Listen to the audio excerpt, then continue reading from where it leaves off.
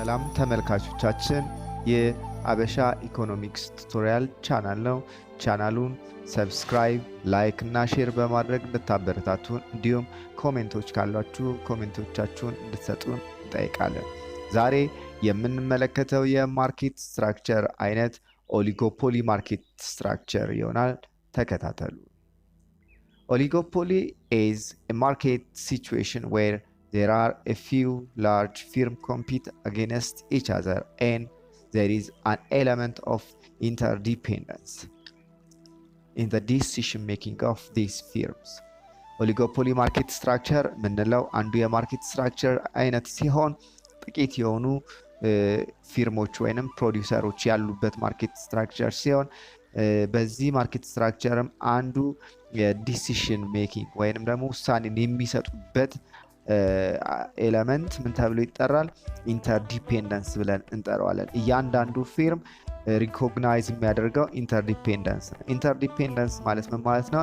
ኤኒ ዲሲሽን እዚህ ጋር እንደምትመለከቱት ኤኒ ዲሲሽን ኦፍ ዋን ፊርም be it about price ሊሆን ይችላል፣ ፕሮዳክት ሊሆን ይችላል፣ ፕሮሞሽን will affect the trade of the competitor የሌላኛው አንዱ የሚወስነው በፕራይስ ላይ ሊሆን ይችላል፣ በአውትፑት ላይ ሊሆን ይችላል ወይም በፕሮሞሽን ላይ አንዱ የሚወስነው ውሳኔ የሌላኛውን ኮምፒቲተሩን ወይንም ተፎካካሪውን ወይንም ራይቫሉን ሁኔታ አፌክት ያደርጋል ማለት ነው። ስለዚህ ይሄ አንዱ የኢንተርዲፔንደንስ አይነት ነው። ኢንተርዲፔንደንስ ስንል በሌላ አባባል ማለታችን ነው ተፎካካሪዎች መካከል የሚደረገው ፉክክር አንደኛው የሚወስነው ውሳኔ በሌላኛው አክሽን ላይ የተመሰረተ ሪአክሽን ነው የሚወስደው። ስለዚህ ይሄ ኢንተርዲፔንደንስ እንለዋለን። ምን ማለት ነው? በሌላ አባባል ዲፔንደንት አይደሉም። ለሚወስኑት ውሳኔ ራሳቸውን ችለው ሳይሆኑ የሌላኛውን አክሽን አይተው ነው ሪአክሽን የሚወስዱት። ምንድናቸው የኦሊጎፖሊ ማርኬት ስትራክቸር መገለጫ የሚለውን እንመልከት። የመጀመሪያው number of sellers under oligopoly market structure is there is a small number of firms or producers each is catering to significant part of the market demand ለማርኬት ፍላጎቱ ያንዳንዱ ሴለሮች የራሳቸው የሆነ አስተዋጽኦ አላቸው፣ ግን ደግሞ ጥቂት የሆኑ ፊርሞች ናቸው ያሉት ወይንም ነምበራቸው ጥቂት ነው ማለት ነው። ሌላው ቅድም እንዳልኳችሁ መገለጫው የኦሊጎፖሊ ማርኬት ስትራክቸር ኢንተርዲፔንደንስ ነው። ኢንተርዲፔንደንስ ማለት በሌላ አባባል an oligopoly firm is not independent in making decision ውሳኔ መወሰን ላይ ራሱን ችሎ የሚወስን አይደለም።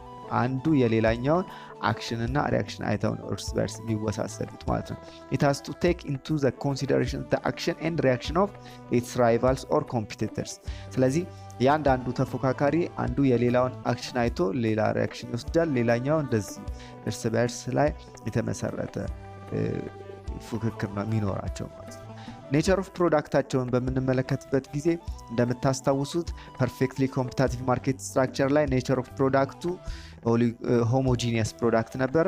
ፒውር ሞኖፖሊ ላይ ደግሞ ሲንግል ፕሮዳክት ነው ወይንም there is no close substitution ብለን ወስደናል። ሶስተኛው ሞኖፖሊስቲካሊ ኮምፒቲቲቭ ማርኬት ስትራክቸር ላይ ደግሞ ሄትሮጂኒየስ ፕሮዳክት ነው ወይንም ዲፈረንሺየትድ ፕሮዳክት ነው ብለናል።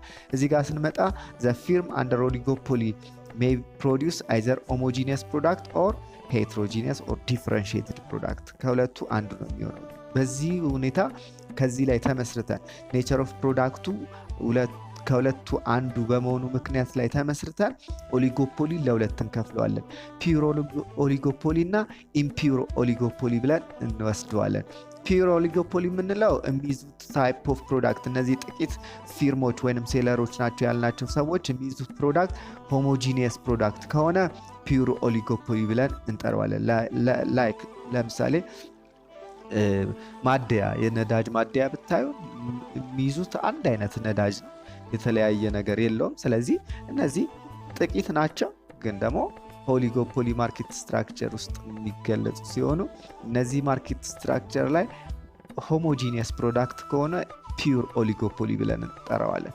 ሄትሮጂኒየስ ፕሮዳክት ግን ከያዙ ወይንም ዲፈረንሺየትድ ፕሮዳክት ከሆነ በኦሊጎፖሊ ማርኬት ስትራክቸር ላይ ያለው ዲፈረንሺየትድ ከሆነ ኢምፒውር ኦሊጎፖሊ ብለን እንጠራዋለን። ሌላኛው መገለጫ ኢምፖርታንስ ኦፍ ሴሊንግ ኮስት ነው። ይሄንን ካራክተሪስቲክስ ሞኖፖሊስቲካሊ ኮምፒቲቲቭ ማርኬት ስትራክቸር ላይ አይተነዋል።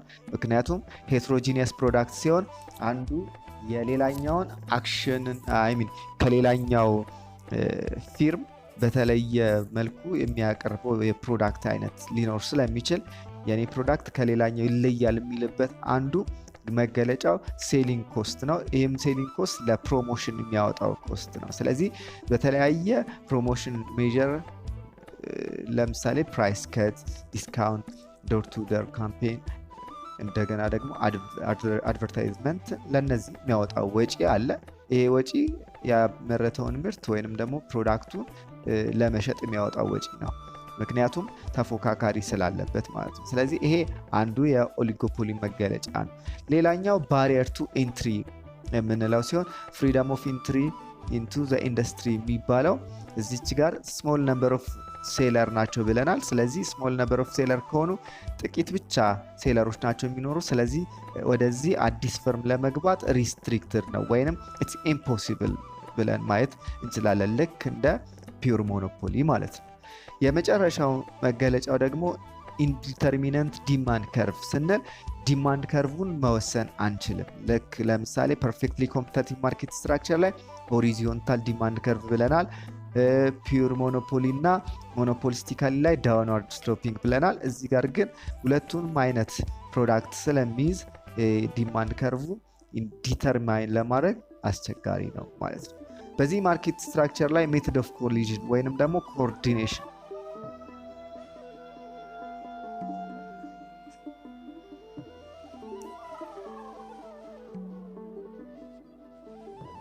በዚህ ማርኬት ስትራክቸር ላይ ሜቶድ ኦፍ ኮኦርዲኔሽን ወይንም ኮሊዥን የምንለው አለ።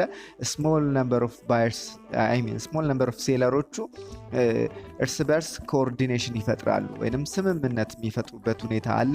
እነዚህ ሜቶዶቹ በሶስት እንከፍላቸዋለን። ካርቴል፣ ፕራይስ ሊደርሺፕ እና ኮንሺየስ ፓራሌሊዝም ብለን የምንጠራው ነው። ካርቴል ማለት እነዚህ ሴለሮቹ ስምምነታቸው ፕራይስ ላይ፣ አውትፑት እና ማርኬት ሼር ላይ አግሪመንት የሚፈጥሩበት የኮኦርዲኔሽን ሜቶድ ሲሆን አብረው ጆይንት ፈጥረው ፕሮፊታብል መሆን የሚያስቡበት የኮኦርዲኔሽን ሲስተም ነው ማለት ነው ወይንም ሜትር ነው። ሁለተኛ ፕራይስ ሊደርሺፕ ስንል አንድ ፈርም ወይንም ደግሞ አንድ ኢንዱስትሪ ፕራይሱን ዲተርሚን ያደርግና ሌሎቹ ደግሞ ይከተላሉ፣ ሌሎች ፌርሞች ማለት ነው። በዚህ አይነት መልኩ አላስፈላጊ የሆነ ኮምፒቲሽንን ከነርሱ ያስወግዱበታል ማለት ነው። ሶስተኛው ኮንሺየስ ፓራሌሊዝም ደግሞ የምንለው የዚህ አይነት ኮኦርዲኔሽን የሚመሰረተው ስለ ኦሊጎፖሊ ማርኬት ስትራክቸር ባላቸው እውቀት ላይ ተመስርቶ የሚደረግ ኮኦርዲኔሽን፣ ይሄ ምን ተብሎ ይጠራል? ኮንሺየስ ፓራሌሊዝም ብለን እንጠራቸዋለን ማለት ነው።